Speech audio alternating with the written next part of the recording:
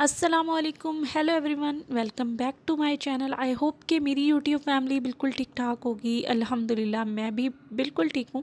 यहाँ पे सुबह के 6:30 बज रहे हैं और यहाँ से मैंने अपने दिन का आगाज़ किया है और साथ में मैंने ब्लॉग भी स्टार्ट कर दिया था और सोचा क्यों ना आप लोगों के साथ शेयर करूँ कि दिन भर मैं क्या करती हूँ।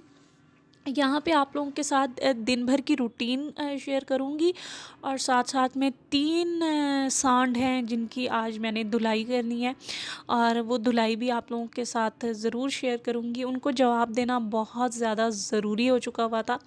2 दिन लगे ख़ुद को प्रिपेयर करते करते कि मैंने उनकी धुलाई ज़रूर करनी है। पहले तो मेरा दिल नहीं मान रहा था, अवॉइड कर रही थी, लेकिन जब ऐसी बातें होती हैं ना कि जब बहुत ज़्यादा सिर से पानी जो है वो ऊपर चला जाए और बस बर्दाश्त से बाहर हो जाए ना, तो फिर बहुत दिल करता है कि ऐसे बंदों की धुलाई की जाए।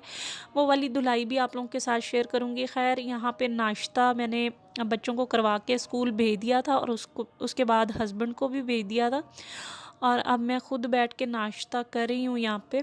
सबसे पहले तो आप लोगों ने मेरे लिए बहुत सारी दुआएं की हैं, उसका बहुत बहुत शुक्रिया। दुआएं सिर्फ वही लोग करते हैं आपके लिए जिनके दिल में एहसास होता है, या जिनको जो लोग इस तकलीफ़ से गुज़रे हों वो बेहतर जानते हैं कि औलाद का गम, औलाद की तकलीफ़ कितनी बड़ी तकलीफ़ होती है। मैं आपको बता नहीं सकती, ये कोई भी माँ, दुनिया की कोई भी माँ एक्सप्लेन नहीं कर सकती कि ये जो औलाद का गम है, औलाद की तकलीफ़ है, ये कितनी बड़ी तकलीफ़ है।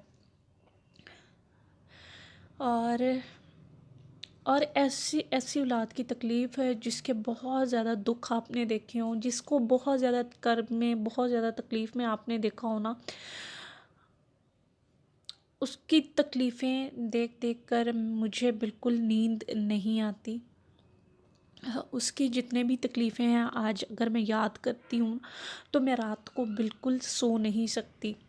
मैं इस यूट्यूब पे आप लोगों को पता है क्यों आई थी? मैं इस यूट्यूब पे उसकी तकलीफ़ें, उसके गम को भूलने के लिए आई थी। लेकिन उसका जवाब मैं आप लोगों को आगे चल के दूँगी। और यहाँ पे बताती हूँ कि क्या हो रहा है। ये मेरी लाइफ है और ये मेरी मेहनत है। मैं क्या मेहनत करती हूँ कि अब पूरा जो दिन भर के काम थे ना वो हो चुके थे इस टाइम पे, और जो घर के काम है ना वो सारे समेट के अब इस तरफ आ चुकी हुई हूँ और इन औरतों के साथ मैंने मेहनत करनी है। ठीक है, जितने भी कॉर्न हैं, जितने भी हम लोग भुट्टे कहते हैं, आप लोग कॉर्न कहते हैं और इसको मकई भी कहा जाता है। तो ये जो मकई है, इनको इस तरह से अपने कंधों पे उठाना है। तकरीबन अगर वज़न के हिसाब से लगाया जाए तो इसमें 25 से 27 किलो का वज़न होता है। हम लोगों ने इस तरह से इसको उठाना है अपने हाथों में और फिर हमने इसके गट्टू भरने हैं और उसके बाद जो है इसको गाड़ी पे वो किया जाएगा। इसके बाद इसको शेलर किया जाता है। शेलर करने के बाद ये फैक्ट्री में जाता है जहाँ पे ये कुकिंग ऑयल बनता है, कॉर्नफ्लोर बनता है, कुकिंग ऑयल बनता है। उसके अलावा मकई का आटा भी बनाते हैं लोग, और उसके अलावा जैसे कि चिप्स, स्नैक्स और बहुत सारी चीज़ों में कॉर्न का इस्तेमाल होता है। और एक तो है जी खैराती मम्मा के नाम से, एक है शम्मू और तीसरी है डर्टी। ये 3 औरतें मिल गईं और इन्होंने जो है वो हमें हिट करना स्टार्ट कर दिया। ख़ास तौर पे मुझे 2 दिन हो गए मैं उनकी कुछ भी नहीं देख रही थी, ना तो वीडियोस देख रही थी, ना ही उनके कमेंट्स रीड कर रही थी। एक मेरी फ्रेंड ने उन्होंने कम्युनिटी पे एक पोस्ट लगाई थी, उन्होंने वहाँ से स्क्रीनशॉट लिया और वो मुझे भेजा। उसको पढ़कर मेरे पाँव तले से ज़मीन निकल गई कि ये कैसे लोग हैं। मैंने पहले कहा है, ये ना तो इनका किसी मज़हब के साथ ताल्लुक़ है, ना तो ये मुस्लिम है, ना तो ये हिंदू हैं, ना तो ये ईसाई हैं, ना तो ये सिख हैं। इनका किसी मज़हब के साथ कोई ताल्लुक़ है ही नहीं। जिसमें इंसानियत ही ना हो, मज़हब तो दूर की बात है ना, इन औरतों में इंसानियत नाम की चीज़ ही नहीं है। ठीक, मेरी इनसे कोई पर्सनली दुश्मनी नहीं थी, मेरा इनके साथ कोई वास्ता था ही नहीं, मेरा इनके साथ कोई लेना देना नहीं था, कुछ भी ऐसा नहीं था। जो फ्रेंड्स मेरे साथ पहले के जुड़े हुए हैं उनको तो पता है कि मैं क्या कहना चाह रही हूँ, लेकिन जिन लोगों को नहीं पता उनको बहुत शॉर्ट तरीके से मैं समझाने की कोशिश करूँगी कि आज से 1.5 महीना पहले जो है वो सितारा यासीन का टॉपिक बहुत ट्रेंड पे अरूज पे आया और माशाल्लाह से अब तक वो बहुत ज़्यादा ट्रेंड पे चल रहा है। उसी दौरान बहुत सारे लोगों ने उनको सपोर्ट करना स्टार्ट किया, उनमें से मैं भी थी उनको सपोर्ट करने वाली। ठीक है। जब हम लोग उनको सपोर्ट कर रहे थे, सब कुछ कर रहे थे, लेकिन मुझसे एक गलती हुई जो कि मेरी नज़र में बहुत बड़ी गलती नहीं है, सितारा यासीन की नज़रों में वो बहुत बड़ा गुनाह था। और गुनाह ये था कि मैंने सितारा यासीन की एक वीडियो 48 मिनट की उठा के अपने चैनल पे लगा दी। सितारा यासीन के साथ साथ उनके फैंस की नज़रों में भी ये बहुत बड़ा गुनाह था जो कि मैंने किया। और मेरी नज़र में ये गुनाह नहीं था, क्योंकि मैं 2 साल से स्ट्रगल कर रही थी और मैंने उनकी वीडियो उठा के लगा दी। और मेरे दिल में लालच तब पैदा हुआ जब वो 100 से ऊपर, 100K से ऊपर व्यूज़ चले गए। तो मेरे दिल में ये हुआ कि मैं दो जी जान से मैं बहुत ज़्यादा मेहनत कर रही थी, जिसमें मैंने सिलाई की वीडियोस डाली, जिसमें मैंने मेहंदी की वीडियोस डाली, एज अ ब्यूटी कंसल्टेंट जो मैं वर्क कर रही थी उस पे मैंने वीडियोस डाली। मैंने डेली व्लॉग्स बनाए, सब तरीके से मैंने कोशिशें करके देख ली हुई थी। तो मेरी जो वीडियोस हैं इतने रैंक पे कभी गई नहीं थी ज़िंदगी में। इन 2 सालों में कभी मेरी वीडियो इतनी वायरल नहीं हुई थी जो कि मैंने सितारा यासीन की एक वीडियो डाली जो कि 100K से ऊपर चली गई। तो मैं बहुत ज़्यादा खुश हुई और ये वीडियोस मैंने जो है सितारा यासीन से बिल्कुल इजाज़त लेके डाली थी।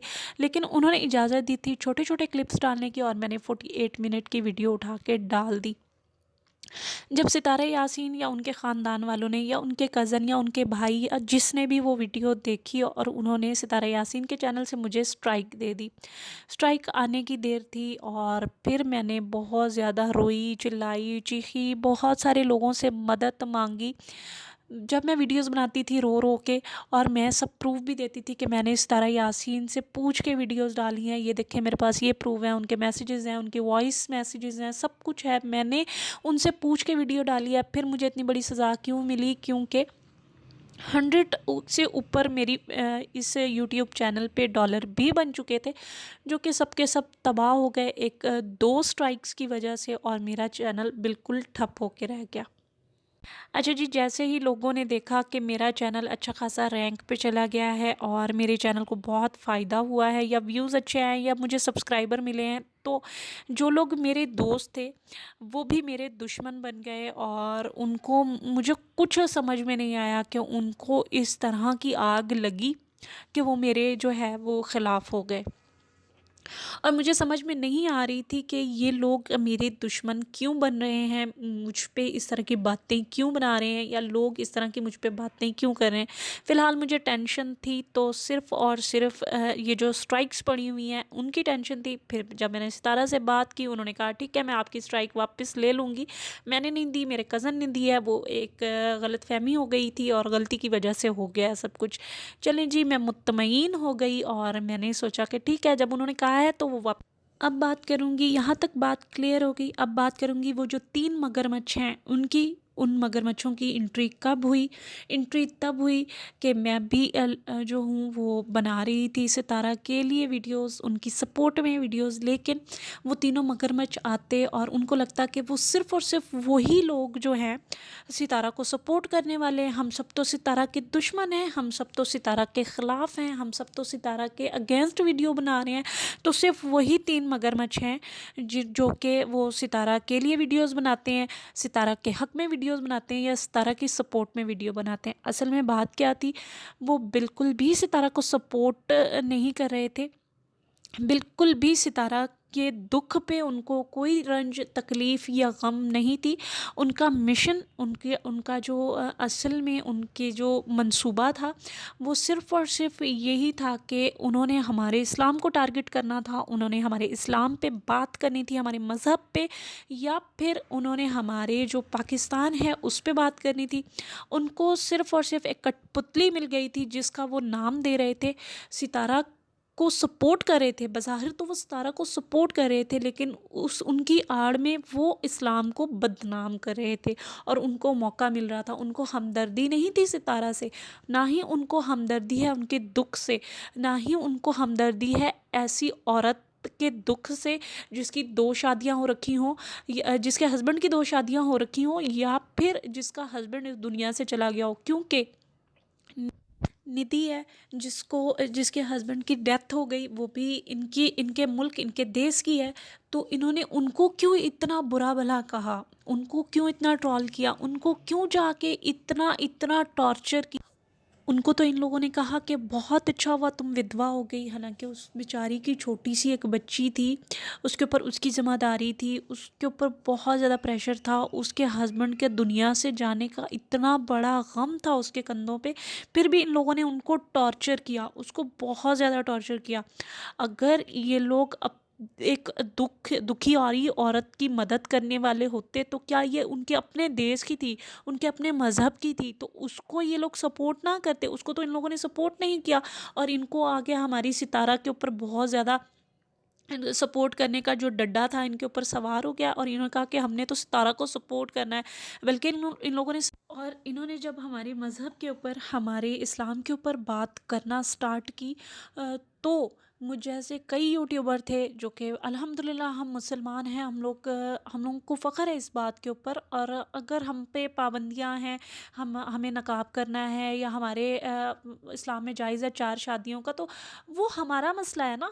हम कब कह रहे हैं, सितारा ने कब कहा कि उनको कोई तकलीफ़ है, उनको तकलीफ़ है इस बात से, ठीक है।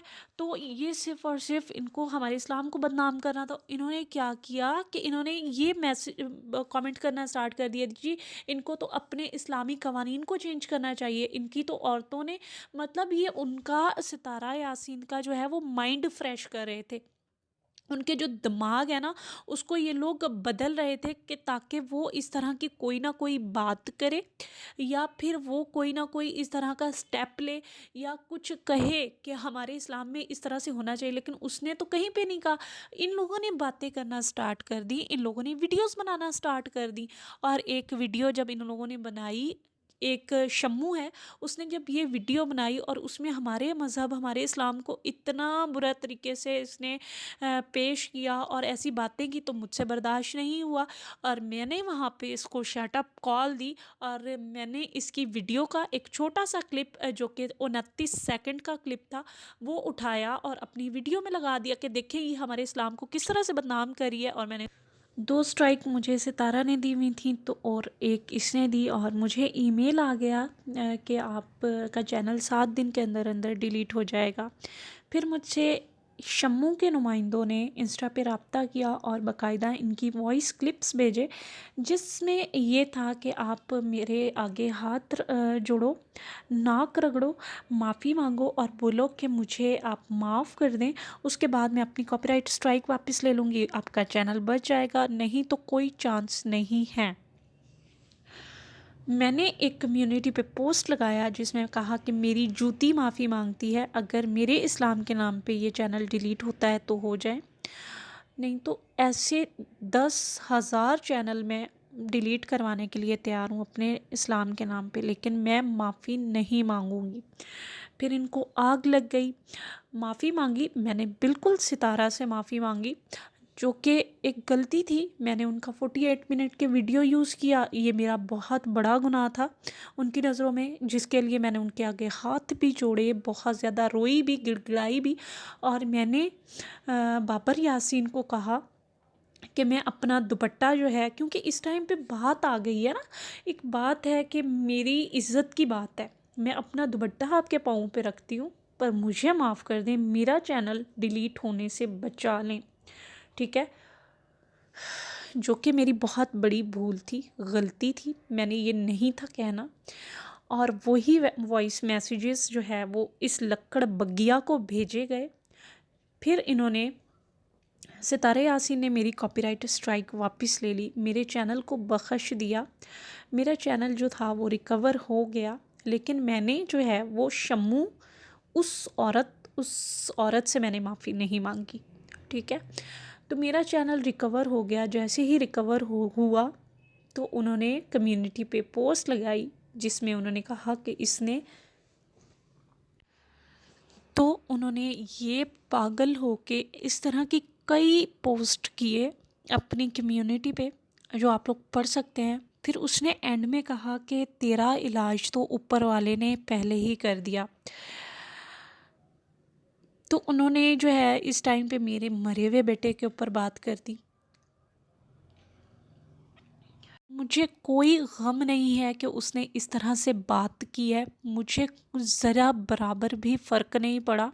हाँ, मुझे बहुत ज़्यादा रोना भी आया। 2 दिन हो गए मैंने व्लॉग भी अपलोड नहीं किया, और मैंने अपने बेटे से बहुत ज़्यादा कब्रिस्तान गई, बहुत ज़्यादा माफ़ी मांगी कि बेटा मुझे माफ़ कर दे। जब तू दुनिया में था तब भी तुझे मेरी वजह से तकलीफ़ें, मेरे फ़ैसलों की वजह से तकलीफ़ें मिली। ना मैं ये फ़ैसला करती, ना मैं तुझे वहाँ लेके जाती, ना ही वहाँ के लोग तेरे साथ ये सलूक करते, और ना ही आज तू इस गम के साथ, इतनी ज़्यादा तकलीफ़ों के साथ, क्योंकि मेरे फूल जैसे बच्चे की 8 सर्जरी की उस डॉक्टर ने।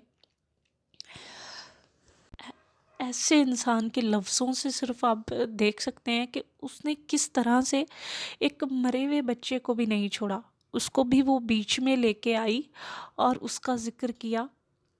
तो मैं सिर्फ इतना कहूँगी कि उसके लफ्ज़ों से बयान हो रहा है कि वो कैसे घराने से ताल्लुक़ रखती है, या फिर वो कैसे मज़हब से ताल्लुक़ रखती है। वो वाकई में हिंदू भी नहीं है, ठीक है, वो हिंदू भी नहीं है। क्योंकि क्योंकि उसमें इंसानियत ही नहीं है। सबसे पहले तो इंसान होना ज़रूरी है।